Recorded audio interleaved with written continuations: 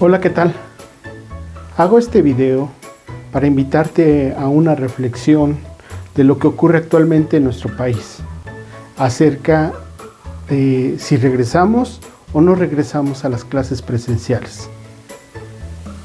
Por el momento existen dos posiciones muy encontradas, válidas ambas y con argumentos muy importantes. En las últimas semanas, las declaraciones del gobierno de la República han desatado esta polémica.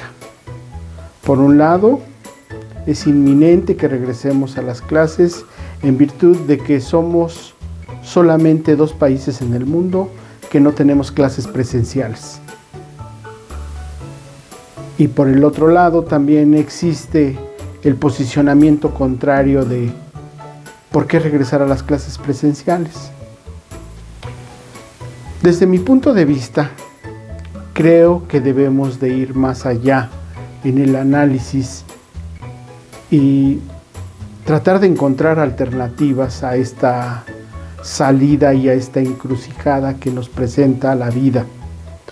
Porque de ninguna manera nosotros quisiéramos que esto se prolongara de manera indefinida. Se nos ha dicho en varios momentos por los medios de comunicación y por algunos expertos de que debemos de acostumbrarnos a esta nueva situación de pandemia y que el futuro es permanecer aislados, permanecer con las medidas restrictivas, lo cual significa que en un tiempo relativamente corto no va a ser posible que regresemos a como estábamos acostumbrados, a la normalidad. Incluso se señala que hay una nueva normalidad, lo cual significa que no es a como estábamos acostumbrados. Precisamente por eso, hoy te invito a que profundicemos un poco más en ambas posiciones. El ánimo no es encontrar una salida simple, sino una profunda reflexión en donde podamos encontrar y dar algunos elementos que nos puedan reencontrar entre ambas posiciones, porque ambas posiciones son también de ciudadanos mexicanos que están preocupados.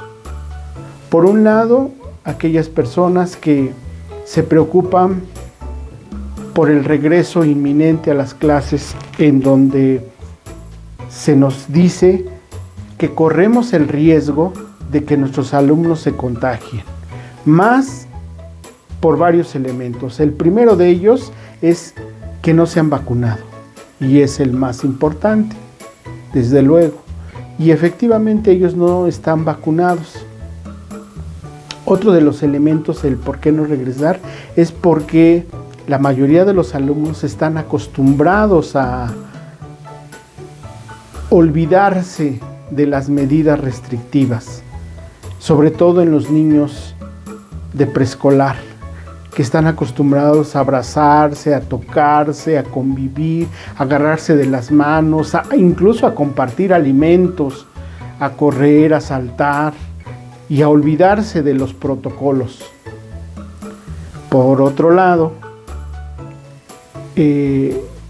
también los maestros se les dificultaría el tratar de permanecer constantemente con los alumnos alejado, porque la labor del maestro es de cercanía, es de comprensión, es de estar con el niño, acompañándolo lo más cercano posible.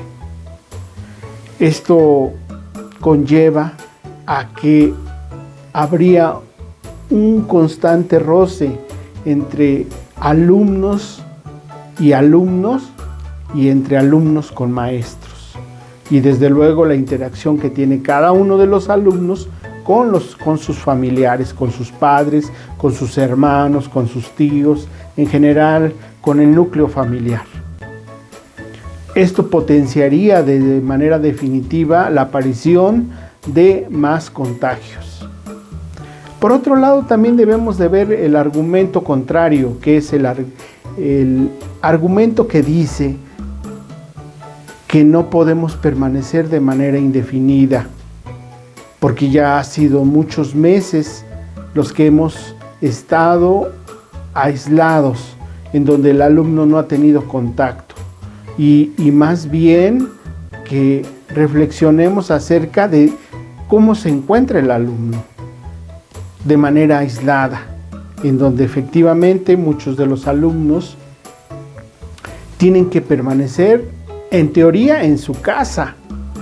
En la práctica desconocemos si efectivamente todos los alumnos están a resguardo, porque por otro lado observamos en los centros comerciales, en los lugares recreativos, una presencia de los padres con sus hijos, lo cual debilita mucho el argumento de que se encuentran a resguardo. Claro que esto es responsabilidad de los padres de familia. Sin embargo, se pierde ese distanciamiento que debe de haber. Así también tenemos que reflexionar lo que se encuentran los alumnos aprendiendo. ¿Qué están aprendiendo? Y los padres, ¿dónde se encuentran los padres de familia? Recordando que en la actualidad la mayoría de los padres tienen que trabajar los dos, tanto la mamá como el papá. ¿Dónde están los hijos? ¿Dónde se encuentran?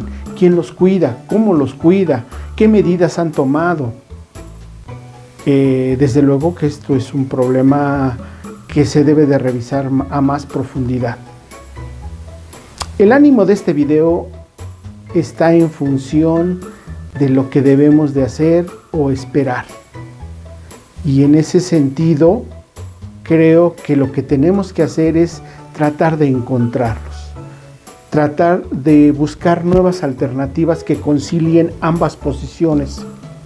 Claro, es difícil y yo diría que es todo un reto, pero vale la pena. Yo te invitaría a que lo sigamos comentando con nuestra familia, con nuestro entorno, y que en lugar de pelearnos, en lugar de discutir y de cerrarnos al diálogo, nos abramos aún más.